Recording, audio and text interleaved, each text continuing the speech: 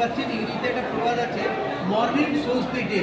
তো ভারতীয় জনতা পার্টি যারা নিজেকে প্রধান বিরোধী দল বলে পশ্চিমবাংলায়, তো তাদের তো একটা রাজনৈতিক সভায় এই ধরনের ভিড় হয় না, এবং কয়েক ঘন্টা শর্ট নোটিসে এইভাবে মানুষ সব হয়ে এইভাবে আজকে জড়ো হয়েছে একটি নাম, একটি দলের জন্য। সেটি হচ্ছে মাননীয় মমতা বন্দ্যোপাধ্যায়, কর্তৃত্ব মমতা বন্দ্যোপাধ্যায়ের দল তৃণমূল কংগ্রেস মাননীয় অভিষেক বন্দ্যোপাধ্যায়ের ডাকে তাদের এই আশা।